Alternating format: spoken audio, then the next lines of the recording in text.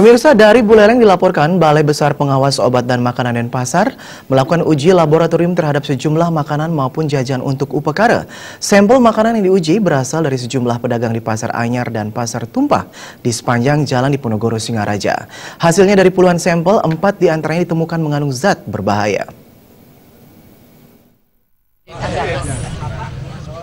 Uji makanan ini dilakukan 2 gelombang. Pada pagi hari menyasar Pasar Anyar dengan didampingi tim terpadu Buleleng yang terdiri dari Dinas Kesehatan dan Dinas Perdagangan. Di lokasi tersebut mengambil 17 sampel yang terdiri dari berbagai jenis. Setelah diuji, 4 diantaranya mengandung bahan berbahaya. 4 makanan tersebut diantaranya ikan asin berformalin, jaja uli, jaja rete, dan gipang yang mengandung rodamin B. Untuk ikan asin, menurut penuturan pedagang didapatkan dari daerah Jawa, sementara untuk 3 jenis jajan berasal dari produsen wilayah Karangasem, dijual untuk keperluan upakara. Mengingat masih adanya produk mengandung zat berbahaya, konsumen diharapkan lebih selektif saat berbelanja.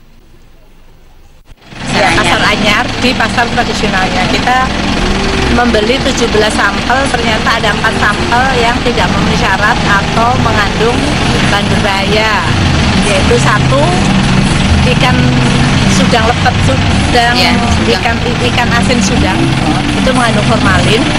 Kemudian yang 3 jaja uli, jaja rete sama gipang mengandung rodamin B. Tadi pagi bersama-sama tim sudah langsung dilakukan pembinaan dan nanti akan ditindaklanjuti oleh tim yang ada di Buleleng. Sore harinya BPOM bersama tim terpadu Kabupaten Buleleng kembali melakukan sidak dan pengujian makanan di Pasar Kaget di wilayah Kampung Kajanan.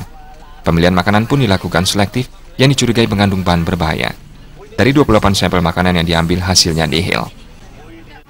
Yang di Jalan Diponegoro kita beli 26 sampel, yang di Jalan Imam Bonjol kita beli 2 sampel, ternyata alhamdulillah semuanya memenuhi syarat. Itu yang takjil.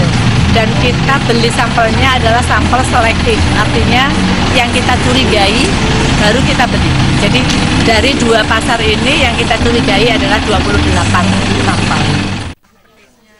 BPOM sendiri akan terus memantau makanan saat hari raya seperti ini. Rencananya BPOM akan memantau di semua kabupaten yang ada di Bali.